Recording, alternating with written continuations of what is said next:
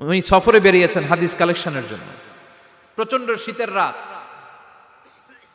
উনি মাগরিবের নামাজ, এশারের নামাজ পড়ে একটা মসজিদে শুয়ে পড়লেন, আর শুয়ে শুয়ে হাদিস পড়তেছেন। কি পড়তেছেন? কথা বলেন।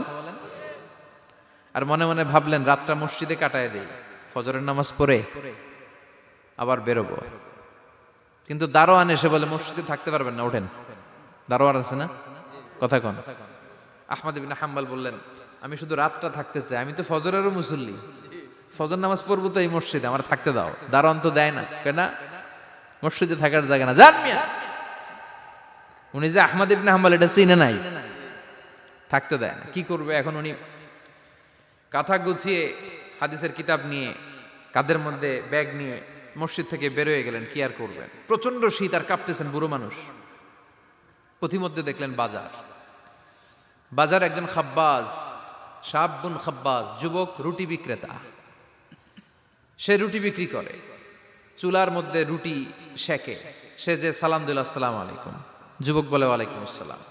আহমদ ইবনে হাম্বল বলে যুবক আমার যাওয়ার জায়গা নেই, সফরে বেরিয়েছি, খুব শীতে কষ্ট পাচ্ছি, রাতে যদি তোমার এই চুলা থেকে একটু আগুন পোহাই কোনো সমস্যা? যুবক বলে না না সমস্যা না, আহলান ওয়া সাহলান, খোশ আমদেদ, আসেন আসেন, আপনি আগুন পোহাইলে আমার সমস্যা কি?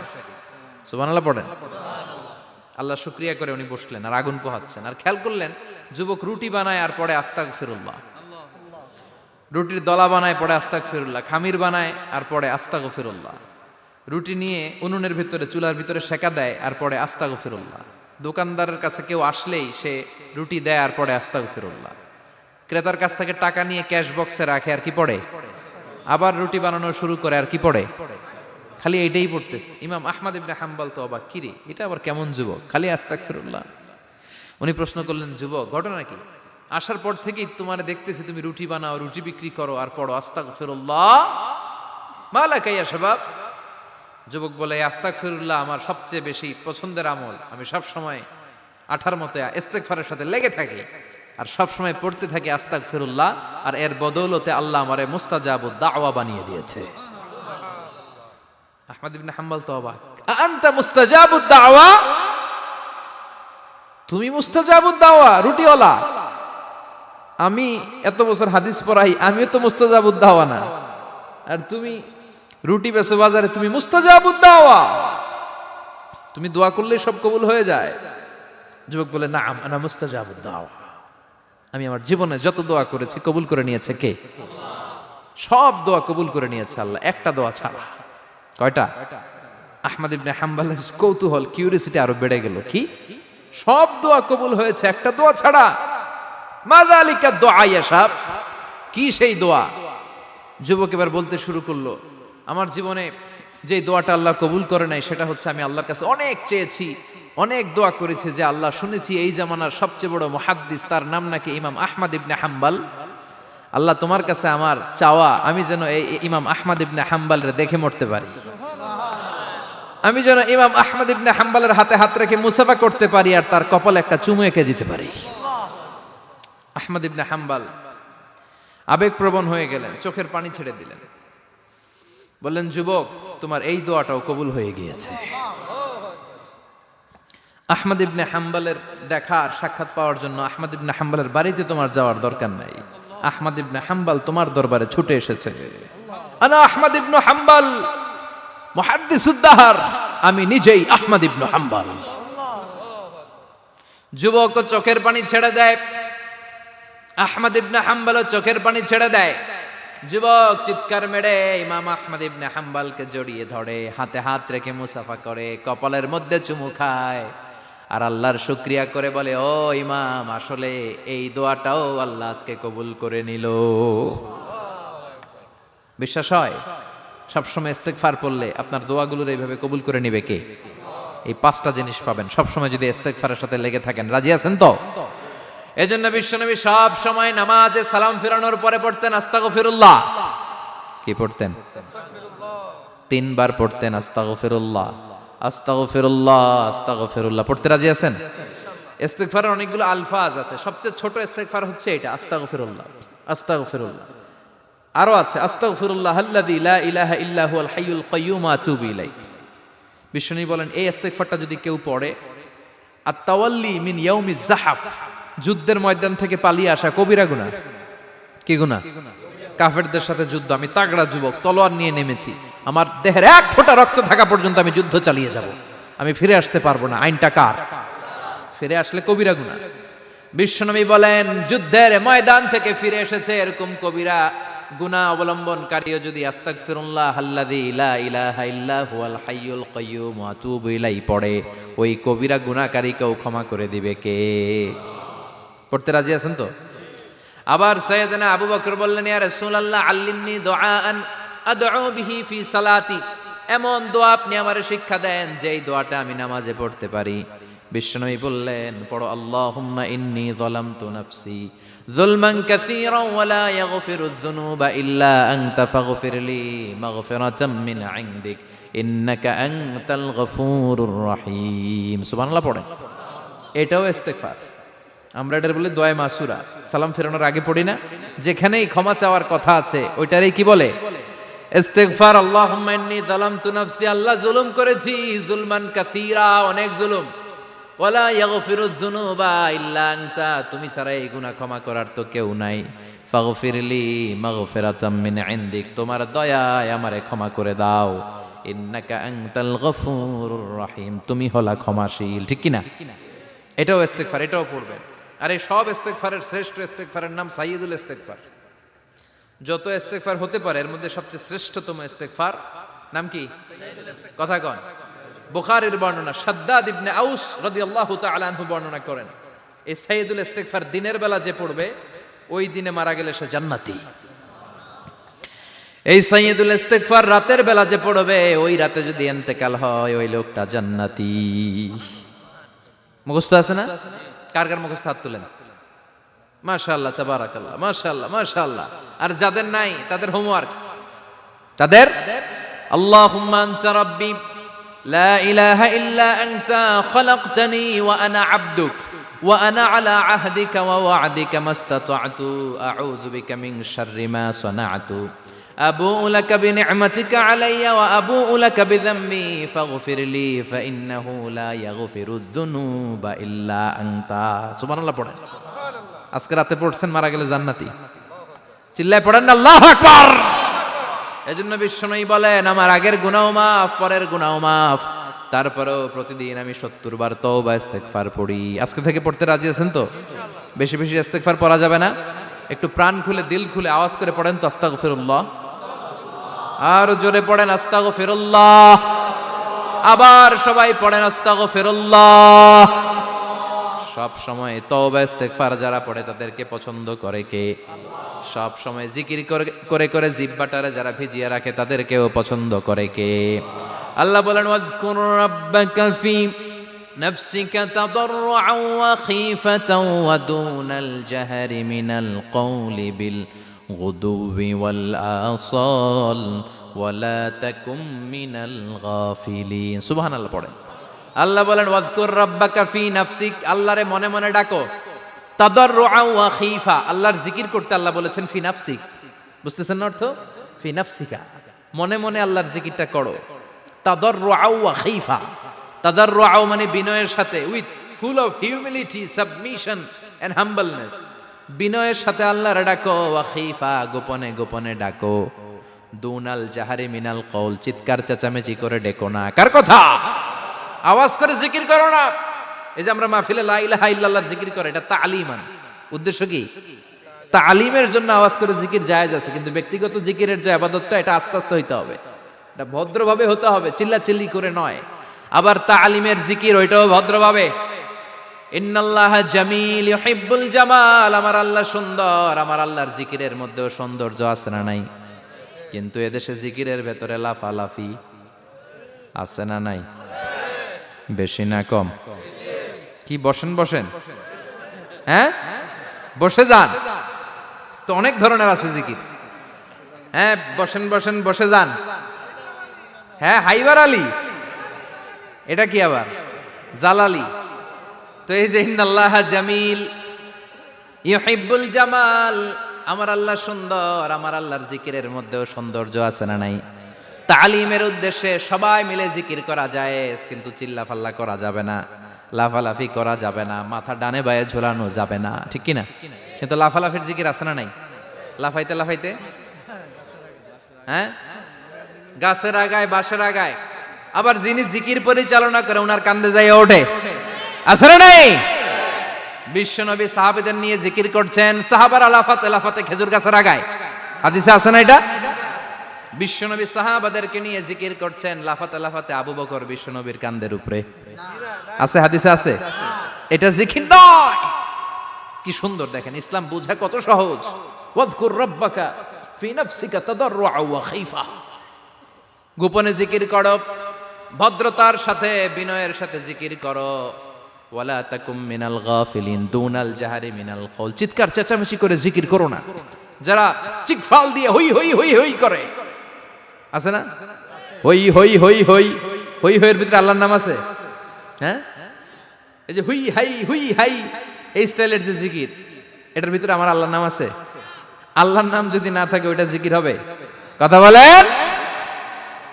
বিশ্বনবী বললেন, খবরদার, চিৎকার চেঁচামেচি করে লাফালাফি করে যারা জিকির করে এরা মনে করে আল্লাহ কানে শোনে না।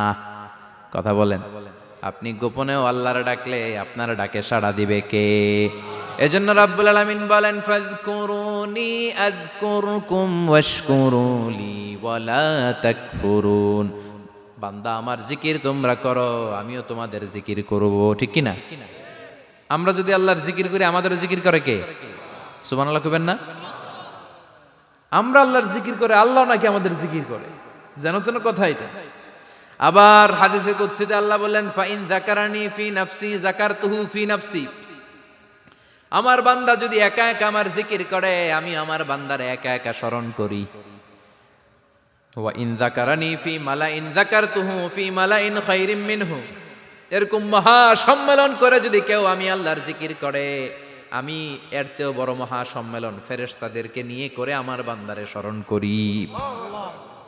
ওয়া ইন তাকাররাবা ইলাইয়া শিবরান তাকাররাবতু ইলাইহি যিরাআন। আমার বান্দা যদি আমার দিকে এক বিঘত আসতে চায়, আমি আমার বান্দার দিকে এক হাত এগিয়ে যাই। আমার বান্দা যদি আমার দিকে এক হাত আসতে চায়, আমি আমার বান্দার দিকে দুই হাত যাই। ওয়া ইন আতানি ইয়ামশি আতাইতুহু হারওয়ালা। আমার বান্দা যদি আমার দিকে হেঁটে হেঁটে আসতে চায়, আমি আমার বান্দার দিকে দৌড়ে দৌড়ে যাই। সুবহানাল্লাহ পড়েন। এজন্য বিশ্বনবী বলেন, লা ইয়াজালু লিসানুকা রাতবাম মিন যিকরিল্লাহ। আল্লাহর জিকির দিয়ে জিহ্বাটারে ভিজিয়ে রাখবা। কার কথা? চিল্লায় বলেন, কার কথা? সবসময় আল্লাহর জিকির করতে রাজি আছেন তো? সবচেয়ে শ্রেষ্ঠ জিকির বিশ্বনবী বললেন, আফদালু যিকরি লা ইলাহা লা ইলাহা লা ইলাহা ইল্লাল্লাহু মুহাম্মাদুর রাসূলুল্লাহ সাল্লাল্লাহু। সবচাইতে শ্রেষ্ঠ জিকির লা ইলাহা, এর চেয়ে শ্রেষ্ঠ জিকির আছে? কথা বলেন। বিশ্বনবী বললেন, মান ক্বালা লা ইলাহা ইল্লাল্লাহ সিদকান মিন কলবিহি, একনিষ্ঠতার সাথে অন্তর থেকে কেউ যদি জীবনে একবার বলে লা ইলাহা ইল্লাল্লাহ, দাখালাল জান্নাহ। তার যদি পাপ থাকে, অন্যায় থাকে, ওই পাপ আর অন্যায়ের শাস্তিগুলার পরে কোনো না কোনো দিন আমার ওই বান্দা জান্নাতে ঢুকবে। একবার যদি খালিসান মিন কলবিহি সে পড়ে লা ইলাহা ইল্লাল্লাহ, তার জন্য জান্নাতকে অবধারিত করে দিয়েছে কে? আবার এটার নাম আল্লাহ দিয়েছে কালিমায়ে, কথা বলেন, দরাবাল্লাহু মাসালান কালিমাতান তাইয়িবাতান কাশাজারাতিন তাইয়িবাতিন আসলুহা সাবিতুন ওয়া ফারউহা ফিস সামা। সুবহানাল্লাহ। পবিত্র বাণী এটা কালিমায়ে তাইয়িবা। আবু সাঈদ আল খুদরি থেকে বর্ণিত, মুস্তাদরেকে হাকিম আর সহিহ ইবনে হিব্বানে এসেছে। বিশ্বনবী বলেন, মুসা আলাইহিস সালাম আল্লাহর একবার প্রশ্ন করলেন, ইয়া রাব আল্লিমনি দুআআন আদউ বিহি, আপনি আমার এমন একটা জিকির শিক্ষা দেন যে জিকির দিয়ে আমি শুধু আপনার জিকির করব, কেউ এই জিকির করতে পারবে না। এই জিকির জানবো শুধু আমি, আর জানবেন কথা কোন? প্রশ্ন করছে কে? হ্যাঁ, কাকে করেছে? আল্লাহ এমন একটা জিকির শিখান যেই জিকির কেউ জানে না, আমি জানবো, আর ওই জিকির দিয়ে প্রাণ ভরে আপনারে ডাকবো। আল্লাহ বললেন, মুসা পড়ো লা ইলাহা লা ইলাহা ইল্লাল্লাহু মুহাম্মাদুর রাসূলুল্লাহ। মুসা আলাইহিস সালাম বললেন, আল্লাহ চাইলাম কি, কইলেন কি? লা ইলাহা তো জাতীয় জিকির, এটা তো আন্তর্জাতিক জিকির, এটা জানে না এমন কেউ নাই। এমনকি হিন্দু ভাইরাও জানে। কথা কন। আল্লাহ, আমি তো চাইছিলাম এক্সক্লুসিভ, আমার জন্য স্পেশাল, এর চেয়ে সুন্দর আর কেউ জানবে না। এত সুন্দর একটা জিকির আপনি দিবেন, এটা আমি ডাকবো আপনারে আর আপনি শুনবেন। আল্লাহ বললেন, মুসা, এর চেয়ে দামি আমার কাছে নাই। লাউ তাদউ লা ইলাহা ইল্লাল্লাহ ফি কাফা, লা ইলাহা রে যদি মুসা এক পাল্লায় রেখে দাও, ওয়াস সামাওয়াতু সাবউ ওয়াল আরদিন, সাত আকাশ সাত জমিন যদি আরেক পাল্লায় রেখে দাও, লা ইলাহা এক পাল্লায়, সাত আকাশ সাত জমিন আরেক পাল্লায় ওজন যদি দাও, লা রাজাহাত কাফাতু লা ইলাহা ইল্লাল্লাহ, মুসা দেখবা মুহূর্তের মধ্যে লা ইলাহা ইল্লাল্লাহর পাল্লা ভারী হয়ে গেছে। সাত আকাশ সাত জমিন এক পাল্লায়, শুধু লা ইলাহা ইল্লাল্লাহ আরেক পাল্লায়, মুহূর্তে লা ইলাহার পাল্লাটারে ভারী করে দিবে কে? এটা বিপ্লবী বাণী। আমরা এটার ভিক্ষার মধ্যে লাগাইছি। এখন ভিক্ষা করার সময় লা ইলাহা আছে না নাই? একটা টাকা দিয়া যান, আমি গরিব ইনসান আর সমান, একটা টাকা দিয়া যান, আমি গরিব ইনসান, আছে না নাই? জুমার নামাজের সময় ভিক্ষা করে, একটা টাকা দিয়া যান, আর লা ইলাহার জিকির লগে, আছে না নাই? এটা আমরা ভিক্ষার জিকির বানাইছি। এটা তো বিপ্লবী বাণী। এই বাণীর পক্ষে যারা, তারা ন্যায় আর সত্যের পক্ষে চিল্লায় বলেন ঠিক কিনা? এই বাণীতে যারা বিশ্বাস করে, তারা এক আল্লাহর সামনে মাথা নত করে দেয়। গোটা পৃথিবীর কোন শক্তির সামনে ওই মাথা নত হয় না, ঠিক কিনা? এই লা ইলাহা যারা আমরা মানি, আল্লাহ ছাড়া কারো সামনে মাথা নত করব? কোন শক্তি আমাদের মাথা নত করাতে পারে? এই কালেমার আন্দোলন যারা করে, তারা আল্লাহ ছাড়া পৃথিবীর কাউরে ভয় পায় না। আর তারা চায় কালেমার পতাকা পৃথিবীর মধ্যে যেন পথ পথ করে উড়ে, ঠিক কিনা? বাংলার জমিনে কালেমার পতাকা উড়ুক, আমরা চাই কি চাই না? কোনো একদিন এ দেশের আকাশে কালিমার পতাকা উড়বে, সেদিন সবাই খোদাই বিধান পে দুঃখ বেদনা ভুলবে। কোনো একদিন এ দেশের আকাশে কালিমার পতাকা উড়বে, সেদিন সবাই খোদাই বিধান পে দুঃখ বেদনা ভুলবে। চিৎকার করে বলেন ঠিক কিনা? এই কালেমার সমাজ যদি হয়, ওই সমাজে কেউ লাঞ্ছিত হবে না, ওই সমাজে কোনো নারী নিগৃহীতা হবে না, ওই সমাজের কোনো কাজের মেয়েরা ধর্ষিত হবে না, ওই সমাজে দুর্নীতি থাকবে না, ঘুষ থাকবে না, চাঁদাবাজি থাকবে না, টেন্ডারবাজি থাকবে না। সমাজটারে শান্তি দিয়ে সমৃদ্ধ করে দিবে কে? এজন্য সব সময় জিকির করতে হবে একজনের, চিল্লায় বলেন তিনি কে? শ্রেষ্ঠ জিকির হচ্ছে লা ইলাহা। পড়তে রাজি আছেন? সব সময় জিকিরটা করতে রাজি আছেন? Every night and every day, every night and every day, never forget to say la ilaha illallah, never forget to say la ilaha illallah. পড়েন, every night and every day, every night and every day, never forget to say la ilaha illallah, never forget to say la ilaha illallah, never forget to say la ilaha illallah. When you're walking down the street, use your time and repeat, and say in every heartbeat la ilaha illallah. When you're walking down the street, Use your time and repeat and say in every heartbeat La ilaha illallah.